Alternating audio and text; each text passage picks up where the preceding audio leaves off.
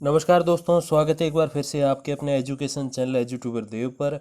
तो दोस्तों, रीट 2021 में कितने अंकों पे चयन होगा, इसको लेकर आप यकीन मानिए हज़ारों की संख्या में अभ्यर्थियों ने कमेंट किए थे और मैंने सभी के कमेंट्स जो है रिप्लाई भी किए थे।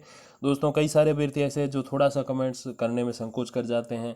थोड़ा सा चलो अब पूछने की क्या ज़रूरत है, अनुमान ही लगा लेते हैं। तो थोड़ा सा और इस लेवल को अप करते हुए और इस लेवल को वो क्या बोलते हैं कि एक लेवल अप करते हुए हम थोड़ा सा और आगे जाएंगे और दोस्तों इसमें गहराई से जो है पिछली भर्ती के बेस पे कुछ हम जो है दोस्तों आंकड़ों के आधार पर पूर्वानुमान लगाएंगे कि कितने अंकों में जो है आपका चयन हो सकता है। दोस्तों, विशेषकर क्वेश्चन ऐसे थे कि सर मेरे स्नातक में 45 है, 55 है, 65 है, 75 हैं और मुझे कितने अंक लाने होंगे तब सिलेक्शन होगा। तो दोस्तों एक हम एवरेज निकालेंगे इस वीडियो में कि पिछली जो दोस्तों कट ऑफ थी उसमें एवरेज क्या था 70-30 के नियम के अनुसार। फिर 90-10 के जो नियम है नया दोस्तों अभी वेटेज का, जैसे अभी इसमें मैंने आगे आपको बताया भी है कि रेट 2021 में अंक भार का नवीन नियम क्या है, तो वो 90-10 का है। 90% आपके रीट एग्जाम के अंक माने जाएंगे और 10% जो है वो वेटेज जो होगा, अंक भार जो होगा वो आपके स्नातक का होगा। दोस्तों, इसमें एक प्रश्न आपका ये भी रहता है कि सर लेवल 1 में भी क्या 12th के या जो अगर किसी के जो है लेवल 1 में जो BSTC या DL8 के साथ BA BSc भी है तो वो जोड़े जाएंगे क्या? तो बिल्कुल भी नहीं। पिछली भर्ती में भी अगर मैं बात करूं तो लेवल सेकंड में ही खाली जो है अपने BA BSc के नंबर जोड़े गए थे, BCom उस टाइम एडेड नहीं था तो वो नंबर जोड़े गए थे और लेवल 1 में कोई नंबर नहीं जोड़े गए थे। खाली रीट में आपके 150 में से जितने नंबर थे उस पर ही आपको सिलेक्शन दिया गया था। तो दोस्तों ये आपके क्लियर हो गया कि लेवल 1 में कोई जो आपके पीछे जो एकेडमिक रिकॉर्ड्स है जो वो नहीं जोड़े जाते और लेवल सेकंड में जोड़े जाते हैं आपके BA BSc BCom के। इसके बाद दोस्तों वरीयता सूची को देखो। अब मैं जो आपको अनुमान बताऊंगा, मैंने सारे कमेंट्स में भी यही सारी बातें लिखी है जिन जिन ने प्रश्न किया उन सभी अभ्यर्थियों के। तो दोस्तों वरीयता सूची को प्रभावित करने वाले कई सारे तत्व होते हैं, उनमें से जो 4 प्रमुख तत्व हैं वो कौन कौन से देखिए जरा। सबसे पहले प्रश्न पत्र का कठिनाई स्तर। तो प्रश्न पत्र का कठिनाई स्तर इतना महत्वपूर्ण है, मैं इसी का दोस्तों एक आपको एक छोटा सा एग्जाम्पल बताना चाहूँगा।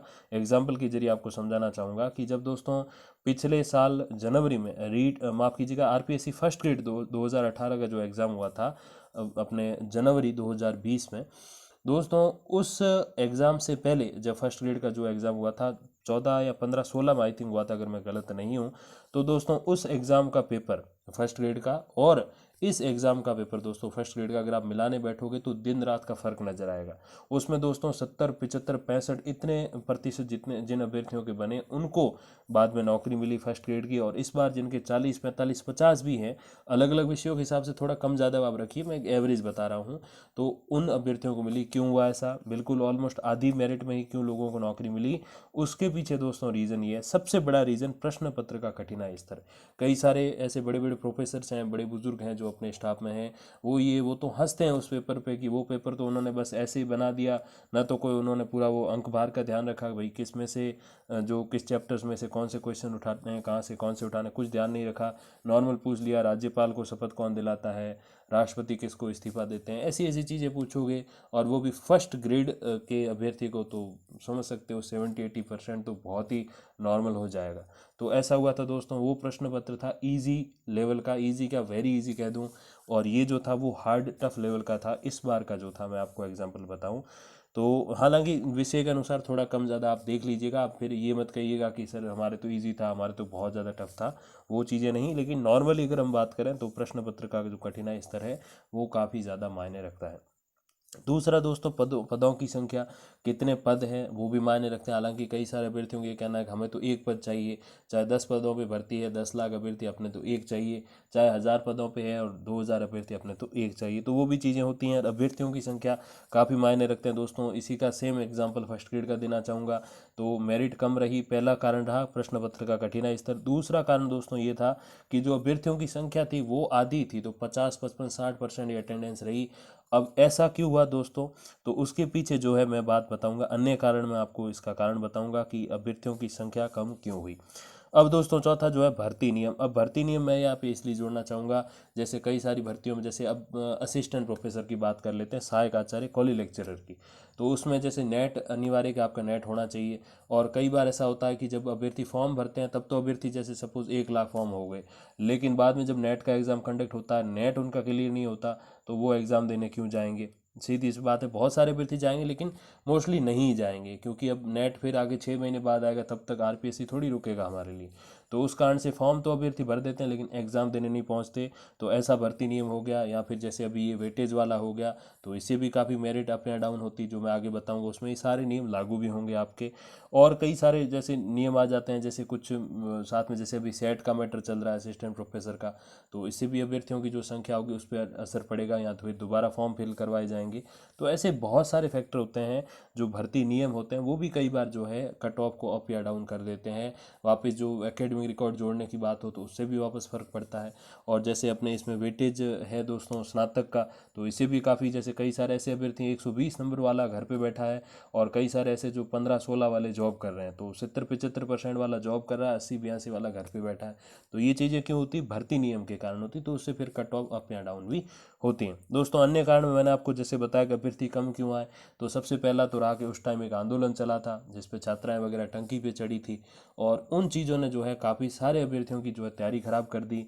काफ़ी सारे अभ्यर्थियों को जो है वो यूट्यूब पे फेक वीडियोज़ और इन सब चीज़ों को में जो है लगा दिया, और उसके कारण उन सब की तैयारी जो थी वो ख़राब हो गई। तो दोस्तों वो रहा पहला कारण। अन्य कारण जिससे वो अभ्यर्थी गए नहीं, क्योंकि उनको पता था कि यही सेम भर्ती अगले 1-2 साल वापस आने वाली, तो अच्छी तैयारी नहीं है तो जाने का मतलब नहीं। दूसरा कारण ये कि उस आंदोलन वाली सारी प्रक्रियाओं से सरकार बहुत नाराज़ हुई। माननीय शिक्षा मंत्री गोविंद सिंह जी डोटासरा काफ़ी नाराज़ हुए। तो उन्होंने क्या किया कि सेंटर जो थे, एग्ज़ाम सेंटर कम से कम 400 से 500 किलोमीटर दूर दे दिए अभ्यर्थियों के, तो उसके कारण भी अभ्यर्थियों की संख्या कम हुई। तीसरा, जो मौसम जो था, काफ़ी ठंड वगैरह थी उस टाइम, जो जो महिला अभ्यर्थी थी विशेषकर जिनके छोटे छोटे बच्चे हैं उनके पास में, तो उनको फिर आने जाने में काफ़ी प्रॉब्लम हुई, और आंदोलन के कारण उनकी भी तैयारी ख़राब थी तो वो भी नहीं गई। और ऐसे दोस्तों काफ़ी सारे छोटे छोटे फैक्टर जो होते हैं मिल के एक बड़ा कारण बन जाते हैं उस अब जो भर्ती है उसमें अभ्यर्थियों की कम संख्या का। ऐसा ही छोटा उदाहरण बताऊं तो आरपीएससीएफ की जो दोस्तों अभी एसीएफ जो है एग्ज़ाम हो रहा है, एसीएफ और एफआरओ का जो एग्ज़ाम है, इसमें 25 से 35% ही अभ्यर्थी पहुंचे हैं।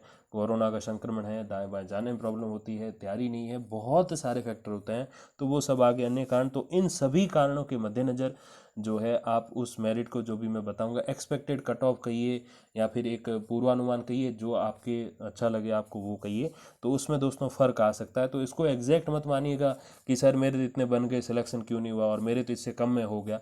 तो डेफिनेटली होगा, क्योंकि सारी चीज़ें जब उस पर असर करेंगी तो पिछली बार वाली सेम मेरिट नहीं जाएगी, कम या ज़्यादा हो सकती है। तो इस पर आप ये थोड़ा सा गौर कीजिएगा। तो दोस्तों आगे बढ़ते हैं। तो पिछली रीट में अंक उसमें हम बात करेंगे। तो दोस्तों अभी जो मैंने ये सारे ये बताए हैं, और आपको पहले भी एक वीडियो मैंने अपलोड करके सारी बातें उसमें बताई थी कि पिछली जो रीट थी उसमें कितना सारा दोस्तों कट ऑफ वगैरह रहा था। इसमें दोस्तों सामान्य शिक्षक, गैर अनुसूचित क्षेत्र और अनारक्षित श्रेणी। अब सामान्य शिक्षक ही, क्योंकि विशेष शिक्षक भी होते हैं तो उनकी मेरिट इससे कम जाती है, तो मैंने ज़्यादा वाली गिनी है। गैर अनुसूचित क्षेत्र यानी कि नॉन टीएसपी एरिया, तो टीएसपी की इससे कम जाती, तो यहाँ भी ज़्यादा वाली। और अनारक्षित श्रेणी तो अपने नॉर्मल जो कैटेगरीज होती है, SC, ST, OBC, general, MBC, EWS वगैरह, उन सब में जो है सबसे ज़्यादा जाती है वो जाती है अनारक्षित अनरिजर्व्ड यानी कि जनरल कैटेगरी की सामान्य श्रेणी की, तो उसको यहाँ पे हमने ऐड किया है। तो दोस्तों इन सब में जो है रीट का जो वेटेज था वो 70-30 का था, जो अभी 90-10 का है। उसमें अंग्रेजी की मेरिट गई थी 67.93%, हिंदी की गई थी 72%, मुख्य सूची की बात कर रहा हूँ मैं।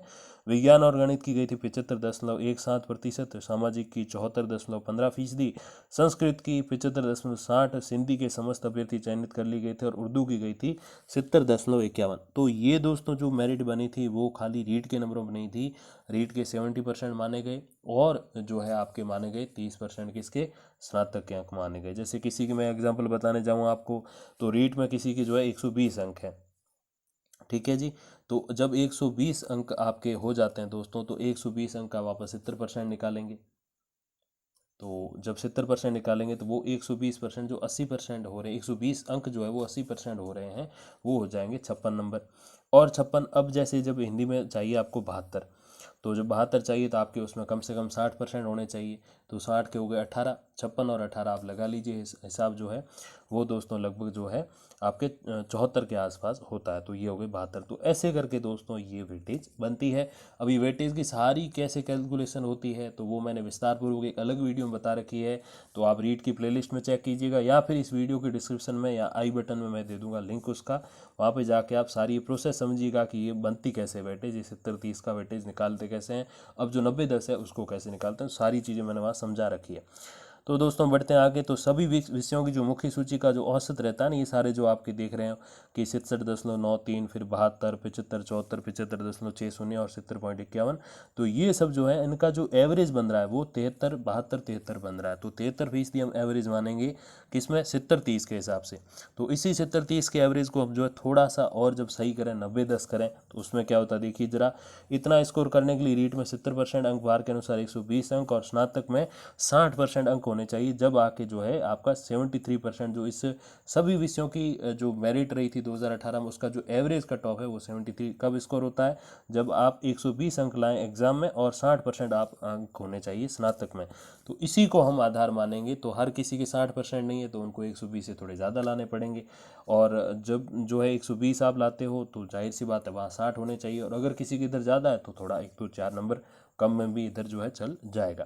हालांकि अब इतना फर्क नहीं पड़ेगा, क्योंकि 90-10 में जो है स्नातक का जो एक तरीके जो एक अंक भार है वो कम है 10% में, और जब 30% था तो वो ज़्यादा था, तो उसका असर भी ज़्यादा था, और इसी कारण फर्जी डिग्री धारी बीच में काफ़ी भी आ गए थे। दोस्तों रीट 2021 में उक्त आधार पर देखें तो सभी विषयों की जो औसत कट ऑफ 79% जाने की संभावना है। अब ये 79% बनाने हेतु स्नातक और रीट में 90-10 के अनुपात के आधार पर आपको कितने अंक लाने होंगे। दोस्तों जैसे मैंने 5 फैक्टर बताए, अन्य कारण को छोड़ के 4 फैक्टर आपको मैंने बताए, तो उसके कारण से जो 79% अपना एवरेज है सभी सब्जेक्ट का रीट 2021 लेवल सेकंड के लिए, तो वो बदल सकता है। तो प्लीज़, अब कई सारे ऐसे बुद्धिजीवी हैं जो नीचे कमेंट करेंगे अभी तो एग्ज़ाम ही नहीं हुआ, पोस्ट ही नहीं आई, फॉर्म ही नहीं भरवाए गए, उससे पहले ही तुमने अनुमान लगा दिया ये है वो है। तो भाई साहब, ऐसा कोई अपना सटीक अनुमान की मैं गारंटी नहीं ले रहा। मैं खाली उन बच्चों के लिए वीडियो बना रहा हूँ जिन्होंने मुझसे पूछा कि सर हमारे इतने परसेंट है ग्रेजुएशन में, यूजी में, तो हम कितने अंक लाएंगे तब हमारा सिलेक्शन होगा। तो एक ऑन एवरेज में बता रहा हूँ, 5-10 नंबर ऊपर नीचे तो होंगे ही होंगे, क्योंकि एग्जाम वो सेम पेपर तो आएगा नहीं, सेम 2018 रिपीट तो यहाँ होगा नहीं, तो डेफिनेटली फर्क रहेगा, लेकिन एक एवरेज पता तो चले। सभी तो ऐसे अनुभवी है नहीं कि चलो आरटेड भी दे चुके हैं, रीट भी दे चुके हैं अपनी तरह, तो ऐसा तो है नहीं। नए अभ्यर्थी हैं जो पहली बार एग्जाम देने आए हैं, जिनका अभी बीएड का जो सेकंड ईयर है वो चल रहा है, तो उनको क्या पता कितना स्कोर करेंगे वो सेफ रहेगा। तो एक उस बेस को मैंने क्लियर करने के लिए और बहुत सारे कमेंट्स को देखते हुए मैंने ये वीडियो बनाया, तो आप थोड़ा सा उसको सही से लीजिएगा। तो सबसे पहले दोस्तों शुरू करते हैं 45 से 50% जिनके अंक है। अब 45% क्यों, क्योंकि बीएम 50% जरूरी है, और उसमें 5% फिर जो छूट है आपको कैटेगरी वाइज तो वो है। तो 45% जब आपके अंक होंगे तो मैं 45 जो मिनिमम वाले हैं वो गिनेंगे, तो 4.5% होंगे, किस हिसाब से, 10% वेटेज है उस हिसाब से। तो आपके रीट में कम से कम 125 नंबर होने चाहिए, तब जाके आपके 79% बनेंगे। अब ये कम ज़्यादा आंकड़ा रह सकता, मैंने कहा ना बहुत सारी परिस्थितियाँ। सबसे बड़ी बात, पेपर का कठिनाई स्तर, अगर ईजी आता पेपर तो इससे ज़्यादा लाने पर होगा सिलेक्शन, और पेपर कठिन आता, टफ आता, तो इससे कम अंकों में भी सिलेक्शन हो जाएगा। तो ये ऑन एन एवरेज है। फिर दोस्तों सेकंड है अपने जो है 50 से 55% वाले। तो 50% जिनके हैं आपके बीए बीएससी अब बीकॉम भी, तो उसमें आपके 124 प्लस अंक होंगे, तो आपके 79% टोटल बन जाएंगे, और उससे तो फिर कम ही रहेगी जो भी कट ऑफ रहेगी, अनुमान तो यही है।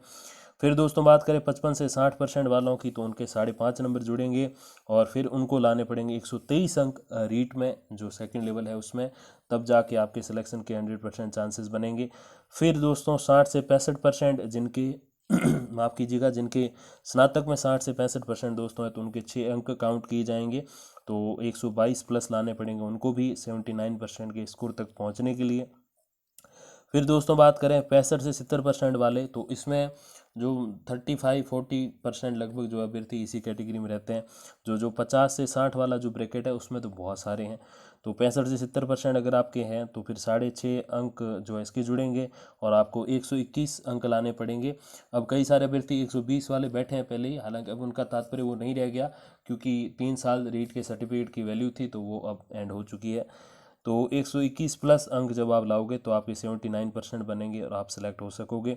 फिर बात करें दोस्तों जिनके स्नातक में 70-75% है, तो काफ़ी अच्छे अभ्यर्थी वो कहे जाते हैं, जिन्होंने सीरियसली बीएससी बीकॉम बीए वगैरह किया, तो उनके 7 अंक जुड़ेंगे यहाँ से, तो उनको 120 अंक लाने पड़ेंगे 79% के जो टोटल जो आपका दोस्तों स्कोर है उस तक पहुंचने के लिए। फिर बात करें 75% प्लस वालों की, तो उनके 7.5 नंबर जुड़ेंगे, 120 अंक उनको भी लाने पड़ेंगे, तब जाके 79 होगा। तो हालांकि 119 में भी हो सकता है, थोड़ा सा कम रहता है, तो उस हिसाब से थोड़ा आपको 1-2 अंक ज़्यादा ही बताएंगे, तो उस हिसाब से आप मेहनत भी करेंगे। फिर दोस्तों 80 से 85% वाले जो हैं, जो कि इतने नहीं होते, तो उनके 119 अंक भी काफ़ी होंगे इसमें चयन के लिए। फिर दोस्तों बात करें 85 से 90% वाले, जो कि बहुत ही कम है, जिनके 8.5%, माफ़ कीजिएगा 8.5 जो है अंक जुड़ेंगे, 10% जो आपका जो स्नातक का दोस्तों इसमें जो अंक बार है उसके हिसाब से। तो दोस्तों उनको 118 प्लस नंबर लाने पड़ेंगे रीट 2021 में सेलेक्ट होने के लिए सेकंड लेवल में। फिर दोस्तों फाइनली वो कैटेगरी जिसमें बहुत ही कम मेरे साथ मेहनत को अभ्यर्थी देखे नहीं, जिनके 90 से 95% हो, वो भी स्नातक में। 12th में तो होते हैं काफ़ी सारे अभ्यर्थियों के, तो लेकिन वहाँ कम ही होते हैं कि उसमें थोड़ा सा सीरियसनेस कम भी हो जाती है, एज फैक्टर भी रहता है। तो वो केवल 117 नंबर भी लाएंगे तो भी उनका सिलेक्शन पक्का हो जाएगा। और फिर वो अभ्यर्थी हैं, तो फिर आप समझ सकते हो कि जिनके 95% है, तो फिर तो बिल्कुल उनको तो 115-16 नंबरों में भी जो है सिलेक्शन मिल जाएगा। तो दोस्तों ये सारी आपकी कैटेगरीज है, और इसके अनुसार आप अपनी कैटेगरी को डिवाइड करिएगा कि आपके स्नातक में कितने अंक है, बीए, बीएससी, बीकॉम में, और उसके अनुसार आपको जो है अपना लक्ष्य रखना है। हालांकि लक्ष्य कोई फिक्स नहीं है, पेपर होगा, उसका कठिनाई स्तर हम लोग देखेंगे, बैठ के बात करें हम सारे स्टाफ, फिर जाके उस पर एक एक्सपेक्टेड कट ऑफ बनेगी जो लगभग लगभग सही होती है मोस्टली। तो ये जो है आपको एक अनुमान है कि आप कितने अंक आपको लाने हैं, कितने अंक आपका सेफ स्कोर रहेगा। तो हाँ, उसमें मोस्टली आप ये ध्यान रखिएगा, बाकी चीज़ें अभ्यर्थी कितने हैं, पोस्ट कितने, वो सारी बात की बातें हैं, आपको ये ध्यान रखना अगर पेपर टफ आया है तो इससे कम नंबरों में सिलेक्शन हो जाएगा, और अगर पेपर हार्ड हार्ड आया है तो दोस्तों इससे जो है पेपर हार्ड या यूँ कहीं टफ आया तो इससे कम नंबरों में सिलेक्शन होगा। और पेपर ईजी आया, आसान आया, तो जो पेपर का जो कठिनाई स्तर है वो ईजी है, तो आपके इससे भी ज़्यादा नंबरों में सिलेक्शन होने के चांसेस रहेंगे, इससे कम में या इसमें नहीं हो पाएगा। तो आप ये थोड़ा सा ध्यान रखिएगा। तो दोस्तों ऐसे करके, और इस फॉर्मूले को कैसे मैंने निकाला है वो बहुत इजी, मैंने एक वीडियो में आपको समझाया, फिर भी यहाँ थोड़ी सी बातें मैं बता दूँ। तो रीट का स्कोर, उसमें भाग देना आपका टोटल मार्क्स और गुना करना है 100 से, तो आपके रीट का परसेंट निकल जाएगा। फिर रीट परसेंट को दोस्तों जो है गुना करना किससे, 90 से, और भाग देना 100 का, तो रीट का स्कोर वेटेज जो है वो 90% वो निकल जाएगा। फिर आपको जो है यूजी यानी कि अपने स्नातक का वेटेज निकालना है, तो उसके लिए भी बड़ा ईजी है, जो है यूजी का परसेंटेज इंटू 10/100 कर दीजिए, तो वो आपका यूजी का यानी कि स्नातक का वेटेज निकल गया। तो ऐसे करके दोस्तों ये सारी प्रक्रिया है, और आपके कमेंट्स बहुत मैंने देखे, तो आपका बहुत प्यार मिला, तो उसी पे मैंने वीडियो बनाया है। तो आप बिल्कुल इसको अपना प्यार दीजिएगा। तब तक के लिए दोस्तों, आपको कोई भी क्वेश्चन हो इससे संबंधित तो प्लीज़ कमेंट कीजिए, फिर से मैं रेडी हूँ आपके सारे कमेंट रिप्लाई करने के लिए। थोड़ा एक्स्ट्रा समय लग जाता है क्योंकि ईश्वर आशीर्वाद और फिर आपके साथ की वजह से थोड़े ज़्यादा कमेंट हो जाते हैं, तो थोड़ा सा 1-2-4 दिन लग जाते हैं मुझे रिप्लाई के लिए, उसके लिए मैं पहले एडवांस में आपसे क्षमा प्रार्थी हूँ। और दोस्तों तब तक के लिए धन्यवाद, नमस्कार।